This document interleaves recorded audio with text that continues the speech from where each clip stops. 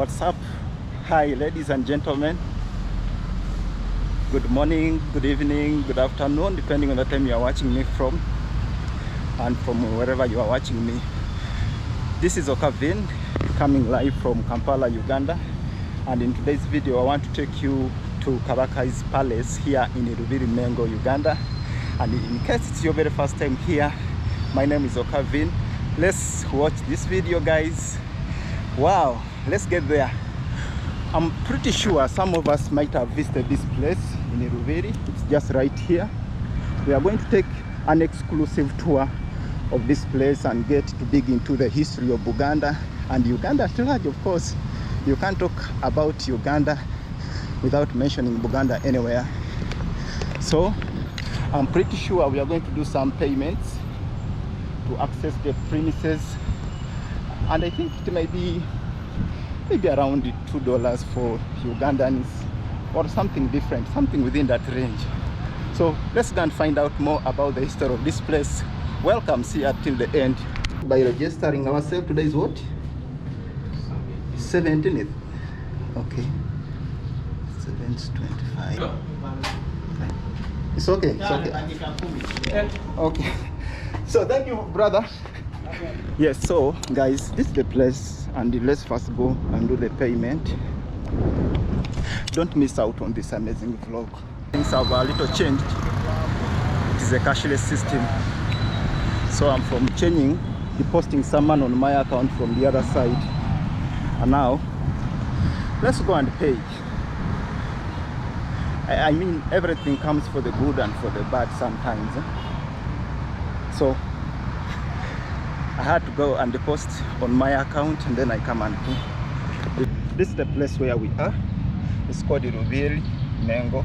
That's Kabaka's palace. It was set in, it was built in 1885. There's good history there. I think we shall catch up when I'm done with the inside tour. Okay, and this is the place. You see, that is a kind of a symbol of Buganda, and there's a big lion for the Kabaka. This is a security place. I'd already finished to register. So guys, I'm here with Dennis, and he's going to be taking us around. Yes. Could you please just introduce yourself? Ben is my name. Yeah. So most welcome to Buganda Kingdom, and most welcome to the King's Palace. Yes, please. Yeah, so this is Buganda Palace, and this is the capital of the kingdom. It is mainly found in the heart of the city, Kampala. I see. That is Mengo. Yeah. So we only had 3 kings stayed here, and we're going to talk about the 3 kings stayed here. All right. Yes. Thanks, bro. So in Uganda we have 5 kingdoms, major kingdoms, not only Buganda Kingdom. Yeah. Though Buganda is the biggest kingdom in Uganda, it covers 20% of the nation. That's almost a quarter of the like quarter of the nation. When you see here, so this is the map of Uganda, and this is the map of Buganda Kingdom. Okay, right from Yes. here, Yeah. comes like this. This is like Victoria. That's the Victoria. I think the whole of like Victoria is in It's in Buganda. Uganda. And Okay. one side is in Busoga Kingdom. Okay, The small slightly. size like this one. Okay, see, Busoga from where River Nile starts Yeah, from. yeah. Okay. Because River Nile starts from here, joins Lake Choga, joins Lake Albert, and then it goes to the Mediterranean Sea. Okay, Yes. okay. So, as I told you, we have 5 kingdoms. This is Buganda Kingdom. Another kingdom down here in the western part of Uganda, we have Ankole Kingdom. Ankole Kingdom, it is where the current president of Uganda comes from. Museveni comes from Ankole. It's where you find Queen Impenetrable National Park. It's where you find Queen Elizabeth National Park. That's Ankole. Another kingdom here, it is called Toro Kingdom. Just right here. Yeah, that is Toro Kingdom. Toro Kingdom, it is where you find tourism city in Uganda. That's That is Fort Portal. Fort Portal. Yeah. What happened to Jinja? I heard Jinja was also a tourism city. No, it is not a tourism city. Jinja, it is industrial city. Industrial city. Yeah. Okay. Yeah. Okay. Then we have another kingdom here up. It is called Bunyoro Kingdom. Here. The Bunyoro Kingdom. Yeah. The Bunyoro Kingdom, it is where you find the largest national park in Uganda. That is Makshoni Falls National Park. Okay. Yeah. The most rapid falls in the whole world. They are found in Bunyoro. Bunyoro. Yeah, the whole world. Bunyoro, Kitara, the same thing. Yeah. It was an empire back in the days. Okay. Yeah, right now it is a kingdom. I see. So we have another kingdom in the east of Uganda here. Which one is that? That is Busoga Kingdom. Oh, the Busoga Kingdom. Yeah. Okay. Where you find the source of River Nile. Okay. And the industrial city. The industrial city. That is Ginger City. Okay. Yeah. So these are the 5 kingdoms. Up here we have the chiefdoms. We have 47 chiefdoms in Uganda and 5 kingdoms made up of 52 tribes and 52 different languages in Uganda. Okay. In Uganda we have 2 groups of people. The 5 kingdoms, we are under Bantu group of people, and then the 47 chiefdoms up, they are under the Nilotics group of people. Oh, okay. Meaning we are totally different people living in the same nation. Wow, guys, this is very interesting to learn. Actually, I'm a Ugandan, but sometimes if you don't dig deep in this history, you can miss out a lot. Buganda as a kingdom, it is one of the oldest kingdoms in the world. The oldest? One of the oldest. Okay. It has been in existence for more than 800 years. Wow. And we are led by 35 previous kings. 35? 35 previous kings. So the current ones? 36. The current one is 36. Yes. And is the Kabaka? Ronald Mwenda Mutebi. The second. The second. Yeah. Okay. Okay, I see. So we always give information about only 4 previous kings. Why? Simply because with the 4 we had cameras and we could write. Oh, could write and okay. I think that's when actually I read something there that Buganda is kind of civilization or the ability to document things started with King Mutesa. King Mutesa one. Yes. Because he invited the British explorers. Yeah. Oh, okay. Of course. I see. So this is Mutesa the First. Okay. King Mutesa the First. That is from 1856. He was a king from 1856 to 1884. 1884. Yeah. Okay. So he never stayed here. Mm. He used to stay in Kasuri, Royal Tombs. Okay. The tombs, it is only 5 kilometers from here. I think, guys, we shall be visiting that place as well. Yeah. And it is a UNESCO site. A UNESCO site. It's not, it doesn't belong to you like in the same management. Yeah, no, it belongs to us, but it is under UNESCO. Oh, okay. Yes. Okay. So in Uganda, we have 3 UNESCO sites. We have Bwindi Impenetrable National Park, where you find the mountain gorillas. And then we have Mountain Rwenzori, the second highest mountain in Africa. And then we have the Kasrubi Royal Tombs, one of the biggest research towers in the whole world. Okay, then just take us through quickly, so that we don't make the video so long. This one, he invited the British here to teach us how to read and write. At the same time, to spread Christianity within. Before, the religions used to praise God spiritually here in Uganda Kingdom. When he passed away in 1884, his son took over. That is King Daniel Manga II. He was a king from 1884 to 1887. Okay. So with Daniel Manga, British were here. Because we had no Uganda, back in the days, we could have Buganda and other chiefdoms and other kingdoms. So these people, the British came here, well knowing that we had no Uganda. We used to fight one another in order to enlarge our borders. Our borders. So for them, what they did, they targeted the Buganda kingdom because it was the most powerful one. And well organized. I think it had well good structures by then. Oh, okay. Yeah. So the British sent one of their soldiers, that was Captain Rogard. If you read history of East Africa, you have to read about Captain Frederick Rogard. He was a British soldier sent here by the Ibeco Company, the Imperial British East African Company. And his major reason as to why he was in the Buganda Kingdom mainly was to prepare Buganda and Uganda to undergo into British rule. Yes. Okay. So when Captain Rogard came to Buganda Kingdom in 1890, he gathered at all the Kampala Hill. Right now there's Gaddafi Mosque. Oh, the Gaddafi Mosque. Yes. I think we shall be visiting that place as well. We capture the history of that place. Yes. Yeah. So he wanted a nearby place, the king's place, so that he can easily convince our king. He used to tell him that, please, if you accept Buganda and Uganda to become a protectorate, Buganda Kingdom will be given guns. And Buganda Kingdom will be the most powerful kingdom in Uganda. Now, because of the good benefits King Daniel had from the British, they accepted and signed a treaty in 1893 for Buganda and Uganda to become a protectorate. So after signing the treaty, that treaty lasted for only it was like 3 to 4 years, and then King Daniel Manga later got this agreement with the British. Because when they came here, they were invited to teach. When they came here, they diverted Started preaching Christianity, diverting Baganda people from the kingdoms to religions. You know, the rules governing the kingdom are somehow different from the rules governing the religions. The religions. Yes. So people reach an extent of disobeying the rules of their king here. But at time whenever you disobey the rules of the king, the penalty was death. Not like nowadays. People, they could even take the king to courts and others. But back in the days, oh my God, you could not. So King Daniel, when he got this agreement with the British, he decided to fight the British away from the kingdom in 1897. Unfortunately, our king had no weapons to fight the British. Our king was defeated.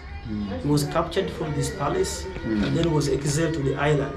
Yeah, so at the Seychelles. Daniel passed away in exile in 1903, and the remains were repatriated here to Belém in 1910. When he was in exile with the Buganda, he couldn't stay here without a king. So because British had powers here, they chose one of the sons of King Daniel. King Daniel had 5 sons. For them, they chose the young one and last born to become our king. Well, just a little. When I look at the dressing hat called the hats, you notice that this is different. Is it anything to do with Islam, like this? Or his grandfather. His grandfather. Yeah, his grandfather. Okay, so fine. You can continue. We once had 2 kings from Islam. Okay. Yes, Okay. yes. Okay. Then King Daudi took the throne at the age of 1 year and 6 days. He was a king from 1897 to 1939. He was the second king to live in this place where we are. And then, on his regime, he introduced so many things because he was the first king of Uganda to travel to visit Europe with the support of the British. Started traveling at the age of 17 years, 1913, where he visited King George, the 5th of England. That's where he copied that building you're seeing up that palace. Oh, yes. Okay. So that palace is one of the old modern buildings we have in the whole of East Africa. Okay. It was constructed in 1922. 1922. It got finished in 1933. Took 10 to 11 years under construction simply because in Africa we had no materials to do such houses. So he used to import materials from Europe to here. Okay. Yeah. Okay. So King David introduced so many good things. For example, the board governs football in Uganda. That is FIFA, from FIFA to FIFA years, church marriages and others. It was introduced by King Daudi Chua. King Daudi Chua passed away in 1939, and then his son took over the last king to stay here. That was King Frederick or Edward Omutesa II. He was a king from 1939 to 1966. He was so much educated. Studied here in Uganda, King's College. After King's College, went to Cambridge University in England. There he majored in political science, and then he later served in Sandhurst Military Academy. After Sandhurst, he was graduated as a colonel in the 1950s. After being graduated, he was appointed by the Queen of England to be one of the personal guards of her. So he served as a personal guard for only 3 years. In the 1950s, we Africans, we were fighting for independence. So he had to come back here to fight for Uganda's independence as well. He came back in 1955. He ripped for Uganda's independence. He won the British, and Uganda became independent on 9th October 1962. Okay. Our king was made to be the first president of Uganda in 1963. He was the president of Uganda at the same time the king of Uganda Kingdom. He led Uganda for only 3 years, from 1963 to 1966.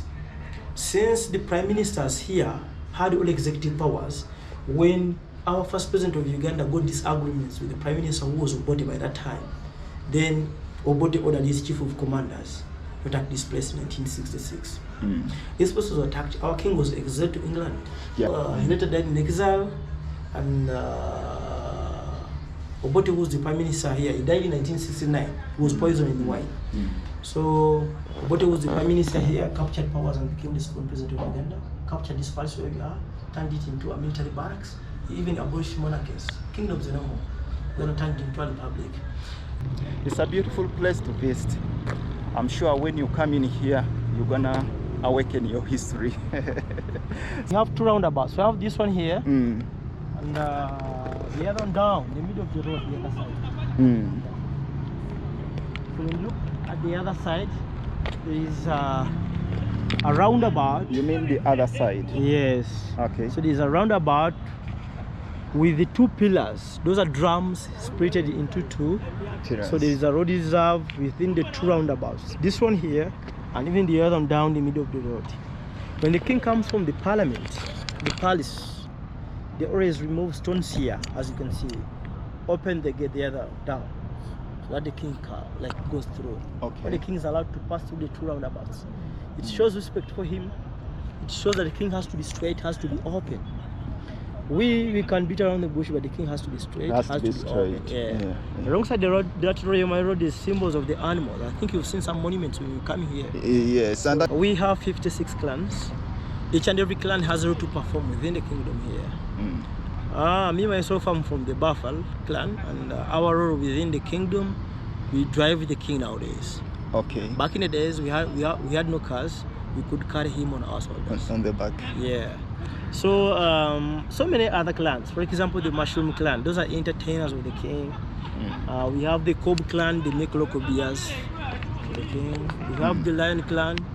The Lion clan, their responsibility within the kingdom is to construct the house for the king. It has to be strong like a lion. And so many other clans, because there are 56 of them. Could you just point out some names of the Kabaka? Because I know the Kabaka doesn't only have one name. He has got these other attached names and all, you know? I've heard of them being mentioned, and I've read some from research. Okay. So I can give only 4. Okay. But he has more than 72. 7 names. Yeah. Okay. Different names. One's Bemba Musota. Meaning? The meaning of Bemba Musota. The king, Musotat is a snake. A snake, yeah. And the snake, like python, it turns in each and every round. Very dangerous. So meaning our king, when you temper to touch on our king or to attack the king, is a snake. It's a snake. You can strike. Yes. Can strike. Yes. Literally. Yeah, you may get problems. Okay. So that is the meaning of that name. We have Maguru Nyondo. Magulu Nyondo. Nyondo, that is hammer. A hammer. Yeah. So now the hammer can put nails within the iron sheets, and it is the one to remove them. To remove them. Yes. Like it can build and dismantle. Yeah. Yes. That is the meaning. Maguru Nyondo. And then we have Lukoma Nantawetwa. Lukoma Nantawetwa. I think this basically means like this. Yes, is the meaning for why he has to come straight this place without to. Okay, I get. Yeah. I get. Nyondo, Bemba Musota, Lukoma Nantawetwa, and Kabaka Munyango. Kabaka Munyango. Yes. Kabaka Munyango. It is a certain plant, but very dangerous plant, because even if you just lean against that plant, you feel it. Very, very dangerous plant. So there, it can, I think, burning. It's like burning. So within a short period of time, your skin changes. It changes. Yes. So that is a very dangerous plant. Okay, well, it has always been said you can't talk about Uganda's history without mentioning Buganda. Is it true? True. Because Uganda comes from Buganda Kingdom. Okay. Yeah. Uganda to Uganda. People from the explorers, they had a problem to call it Buganda. They used to call it Uganda. Now turns from Buganda Kingdom to Uganda as a nation. Okay. Yes. And I'm told Buganda means like a togetherness, a cluster. Togetherness. So it's like a bundle of firewood. One bundle is called Akaganda. That is one bundle. Yes. When they are men in plural, we call them Buganda. Buganda. So those are the collection of bundles, the collection of those clans. Because each and every clan, you have so many different people living within the same clan. Okay. You may have 100,000 people within one clan. Why is it that Buganda's got about 56 clans? Yeah. But you'll find that all these clans have got this strong attachment to the Kabaka. Yes. What could be the reason behind? Is it that he was marrying from those Kabakas back then were marrying from different clans, so they have this strong attachment? Or what could be the... That can be a reason, but as I told you, the clans The clans, they are the one making Buganda to be Buganda. Without clans, Buganda is normal. Okay. Yes. So those clans you're seeing, those are the groups makes Buganda Kingdom. And who heads these clans? What's the name? We given have to them? in Uganda we call them Abataka. Abataka. Abataka. Yeah. So Abataka, this is a Bataka abakulu o abakulu b'obusolya. Abakulu. Okay. Yeah, Abataka abakulu b'obusolya. Oba that is in Uganda, or in English. Okay. Or we can call them Jaja, the grandees. The grandees. Yeah. The grandees of the clans. Of the clan. So each and every clan has the responsibility or the head. Yeah. Okay. So Ben, Yep. actually Ben is my tour guide here. Ben, can you tell us more about this lion? And why are they two? Like I'm seeing 1, 2. What do they symbolize by? So whenever you visit our palaces in Uganda Kingdom, not only this place, you always see the lions welcoming you. Simply means that the king of ours, our king is the king of the jungle. That's why whenever you come to our gates or to the entrances, you have to see the lions welcoming you. Okay. Symbolizing actually the there's one right, there's one, actually not one, there are two, one there, another there. Okay. So symbolizing the king of Uganda is the king of the jungle. Oh well, Yeah. that's good. Currently the Kabaka doesn't stay here. Yes. What could be the reason behind that, maybe? So now, as I told you, this building, if you look at it, the architecture is made from England. And as I told you, King Daudichwa, when he visited King George V of England, he copied this building from England. If you Google King George's Palace, the 5th resembles this one. The same architecture. Yes, it was constructed in 1922 by King Daudichwa II, and then to got finished in 1933. Now, the reason as to why our current king does not live here, because as I told you, had 3 kings, and even his father stayed here. That was King Mutesa II. King Mutesa II. The second. Stayed here before. Stayed here. Which king moved from? Moved from here and then went to Kasubi? Who was that? No, he never stayed here.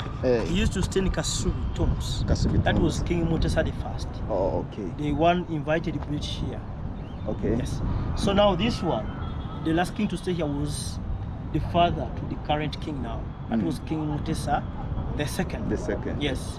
So the reason as to why the current one doesn't live here, doesn't sleep in this place, simply because Idi Amin and Obote attacked this place in 1966.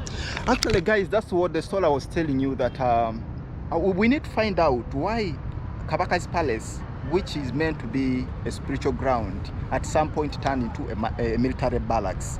We shall be covering that information in another video. And this very place is where we find the Idi Amin torture chambers as well, but I think that will be a different video, just to keep it short. This place was attacked because the king of Buganda, the last king to stay here, he was the first president of Uganda, and when he got disagreements with the prime minister who was Obote, that's why Obote ordered Idi Amin, who was the chief of commanders by that time, to attack this palace in 1966. Then the king of Buganda exiled to England. Obote, who was the prime minister here, captured powers and became the second president of Uganda. He captured this palace, he turned it into a military barracks. This place was a barracks, and it was called the Malire Barracks. Malire Barracks. Malire Barracks. Okay. It was a barracks from 1966 to 1997. Whoa, a long time. Yeah. So during that times, like the kingdom was kind of suppressed.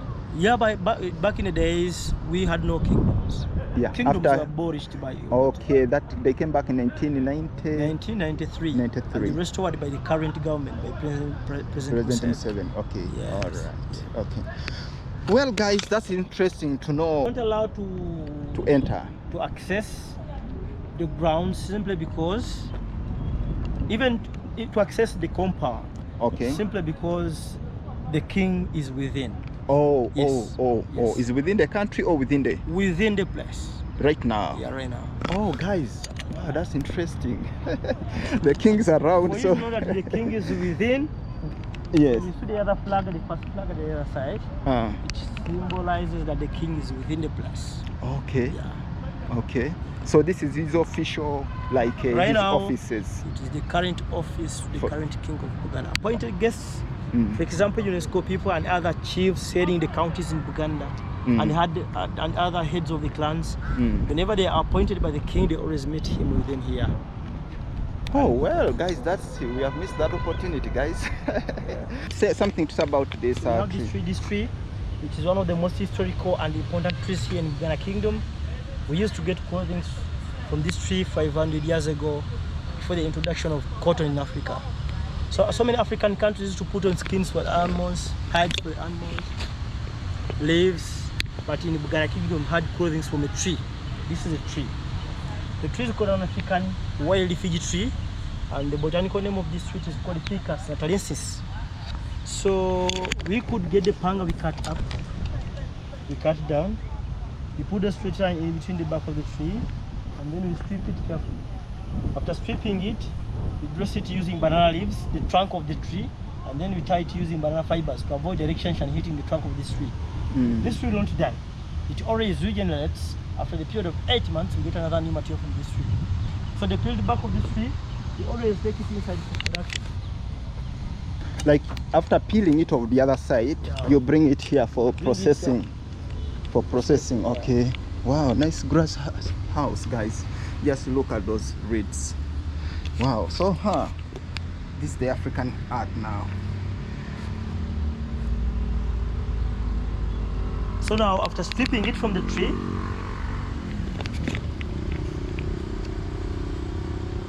we always press it on this wooden beam like this, and these are the tools that we use in terms of production. We always set up the banging using the sharp grooves and spaced one in order to remove the water content and the sap from this material. This one takes 2 hours, and then we switch to another mat. So the process takes 8 to 7 hours under banging it. Yes. So you, something like that. Huh? Yeah. This one takes 2 hours, we switch to another mat. This one takes those are 4 hours. With the 4 hours, the material is already stretched 5 meters long for the original piece. Then you always finalize using the small 2 mallets with small grooves, so that will come up with a good texture of the material. Okay. Yeah. And then you finalize with finish. Those are 8 to 9 hours. We sun dry the material, or we smoke it on fire. So that will come up with something fabric. That is the outer material. Okay. So these were the ancient clothing for the people of Buganda Kingdom before cotton came to Africa. When missionaries introduced cotton replaced this material. But in 2005, the World UNESCO Heritage Organization ranked this fabric as an innovative intangible fabric in the whole world. Right now, always exported to countries like Germany and England, and for them they make car cushions out of it. The brand new Mercedes-Benz have these ones as car cushions, and even the brand new Rolls-Royce. So, and then I read something with Adidas also uses it to make some shoes. Mainly Nike company. Nike, yeah, okay. They make carpets of those shoes. Okay, using the same material. I see. So nowadays they are used in cultural functions as decoration materials, and some of us here in the kingdom, we are artists. We always do the paintings on this material. These paintings you're seeing, they are sold as souvenirs to travelers in this place. If at all someone buys it, we always just roll it. We pack it in a piece of paper for easy carriage. When you reach back home, you lay it on a table like this, and then you iron it like a normal cloth. It will be stiff or flat again. Then you can give it a nice frame. It becomes a nice souvenir, typically from Buganda. Wow, it's interesting. This is a piece of cloth. Yeah, this is an African fabric, only Buganda fabric. Okay. Yeah. Oh, this is what we have here. Yeah. Okay. A nice one. Actually, there's a nice gap here. Okay. Is there at some point when the Kabaka has to put on this as well? Of course. On his coronation, he always put on this material as a traditional wear. Oh, I see. Yeah. I see. Hello, boss.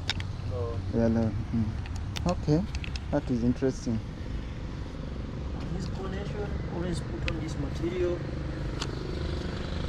as the traditional way. So guys, this is a nice place to come and visit and pick up yourself one piece of bark cloth. It actually gives us the real history of Uganda. Before what we would call the civilization came into whatever all these nice clothes we have, the Buganda people used to have what to dress on and look smart like any other person.